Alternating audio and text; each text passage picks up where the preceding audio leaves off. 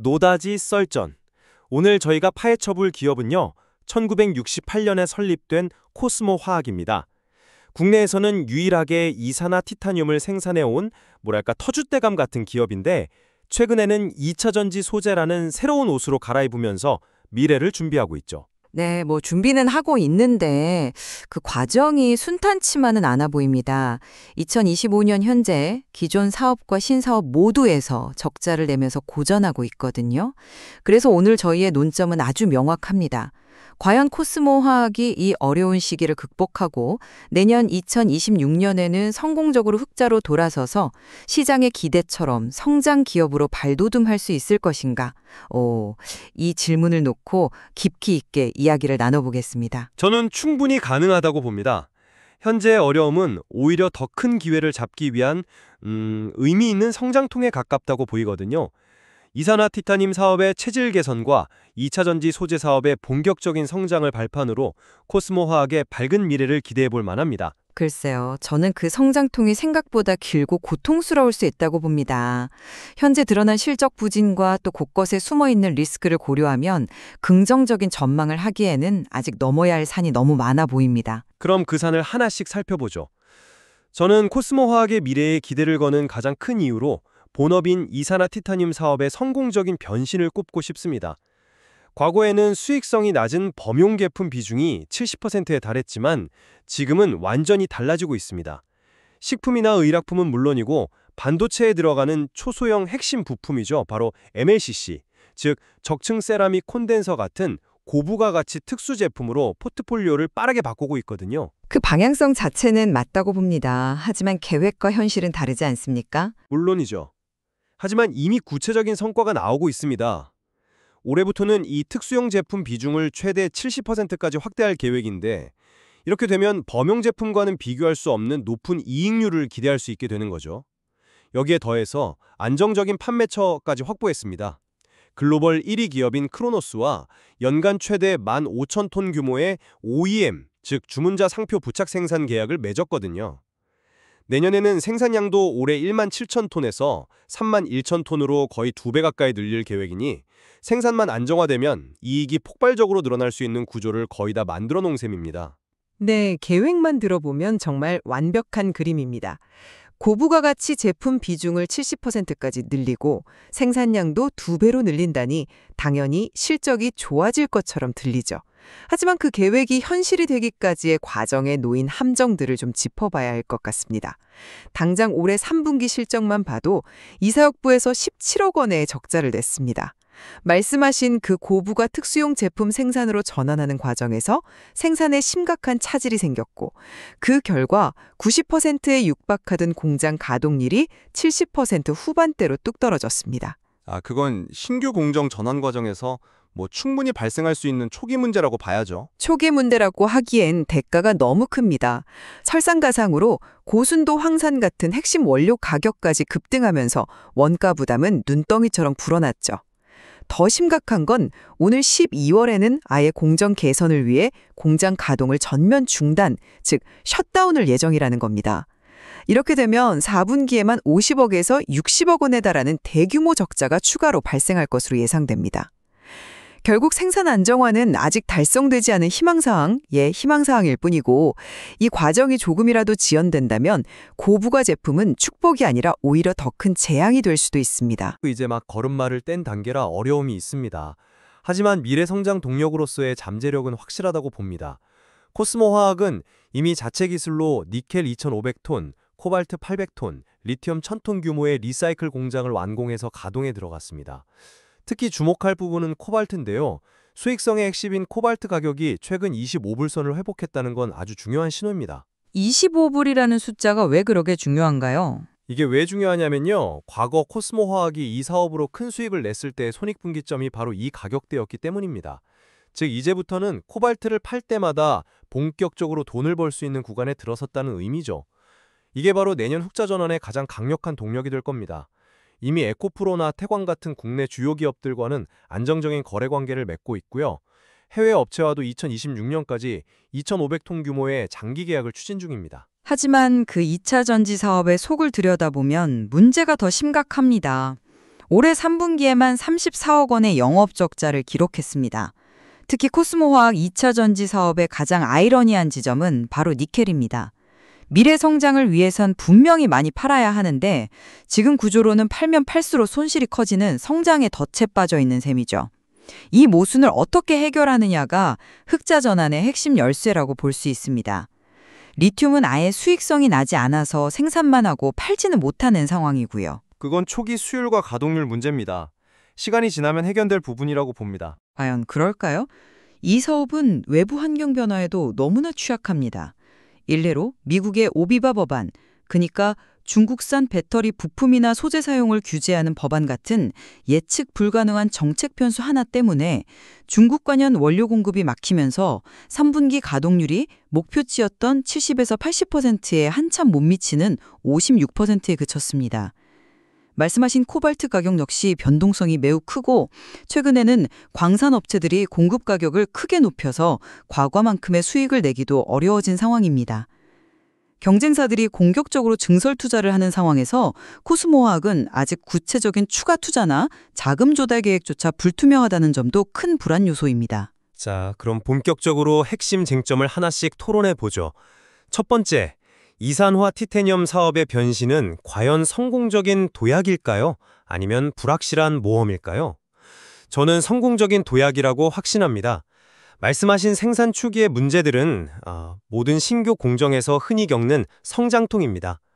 코스모화학에는 지난 50년간 축적해온 독보적인 제련 기술력이 있습니다. 이 기술력을 바탕으로 12월 보수공사를 성공적으로 마치면 내년 상반기에는 충분히 흑자 전환이 가능하다고 봅니다. 특히 글로벌 기업 크로노스와의 계약은 단순한 판매처 확보 이상의 의미가 있습니다.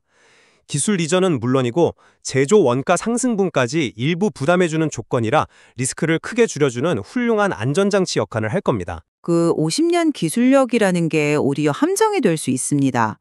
그 기술은 어디까지나 범용 제품에 대한 것이지 지금 도전하는 고순도 기술은 완전히 새로운 영역입니다. 과거의 성공이 미래를 보장하지는 않는다는 거죠.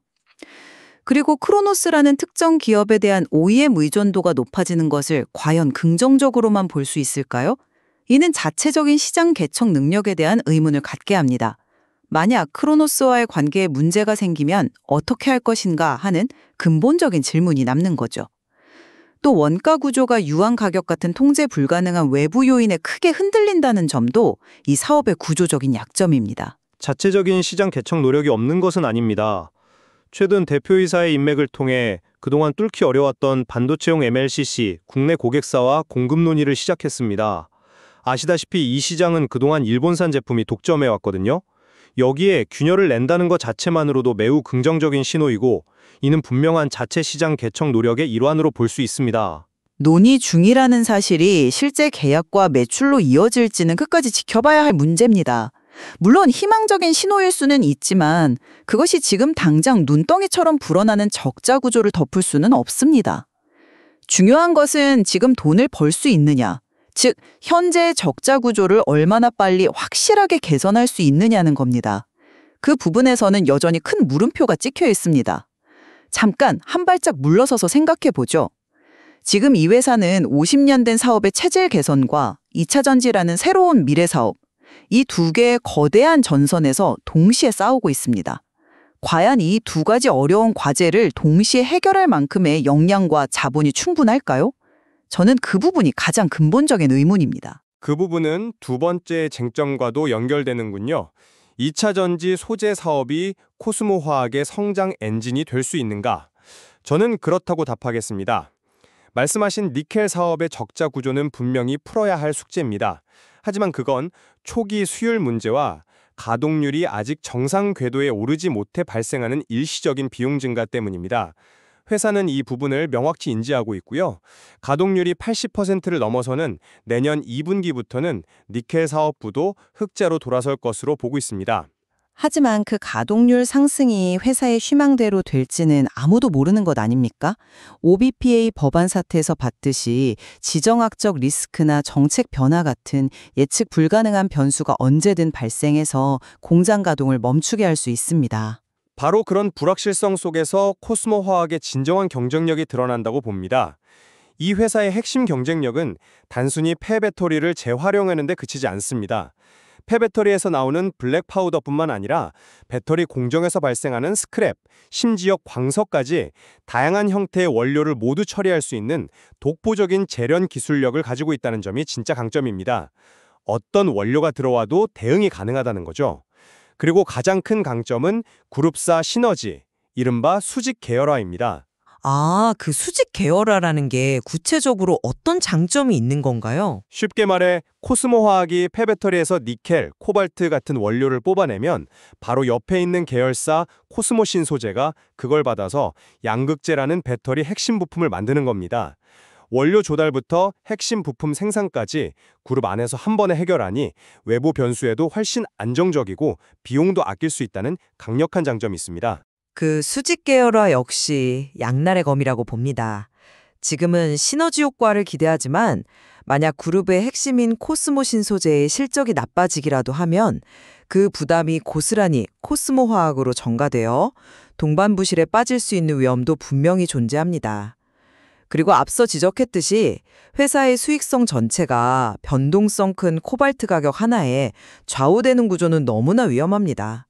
시황이 조금만 나빠져도 회사 전체가 흔들릴 수 있다는 뜻이니까요. 해외 업체와의 장기 계약도 아직 추진 중인 단계가 많아 불확실성이 크고요. 단기적인 변수에 흔들릴 게 아니라 더 큰 구조적인 강점에 주목해야 합니다. 폐배터리 재활용 시장은 이제 막 열리는 거대한 시장입니다. 앞으로 전 세계적으로 환경 규제는 더욱 강화될 수밖에 없겠죠. 이른 코스모 화학처럼 선제적으로 기술과 설비를 확보하고 심지어 폐기물 매립장까지 자체적으로 보유한 기업에게는 다른 경쟁자들이 감히 따라올 수 없는 거대한 진입장벽이자 기회 요인이 될 것입니다. 이제 슬슬 정리해 보겠습니다. 코스모 화학이 저수익 범용 사업에서 벗어나 고부가가치 사업으로 전환하고 2차 전지라는 미래 성장 동력을 확보하려는 방향성 자체는 옳다고 봅니다. 하지만 그 과정이 너무 험난해 보입니다. 이산화티타늄 공정 안정화라는 내부 과제, 그리고 원자재 가격과 예측 불가능한 외부 정책이라는 통제 불가능한 변수까지 현실적으로 넘어야 할 산이 너무나 많습니다. 회사가 목표로 하는 내년 영업이익 1,000억 원 달성은 결코 쉽지 않은 도전이 될 것이라고 생각합니다. 저도 말씀하신 리스크 요인들에 대해 충분히 공감합니다. 하지만 그럼에도 불구하고 저는 50년의 기술력과 그룹사 시너지, 그리고 선제적인 투자가 마침내 결실을 맺을 시점이 다가오고 있다고 확신합니다. 현재 어려움은 더 큰 도약을 위한 과정의 일부일 뿐입니다. 내년에 본격적인 실적 개선을 통해 시장의 우려를 기대로 바꾸어 놓을 잠재력이 충분한 기업이라고 평가하고 싶습니다. 결국 코스모 화학의 미래는 계획을 성과로 만들어낼 수 있는 실행력에 달려 있겠군요. 이산화티타늄 사업의 안정적인 흑자 전환과 2차 전지 소재 사업의 수익성 확보라는 두 마리 토끼를 과연 한 번에 잡아낼 수 있을지 시청자 여러분께서도 지속적으로 지켜보시는 것이 중요하겠습니다.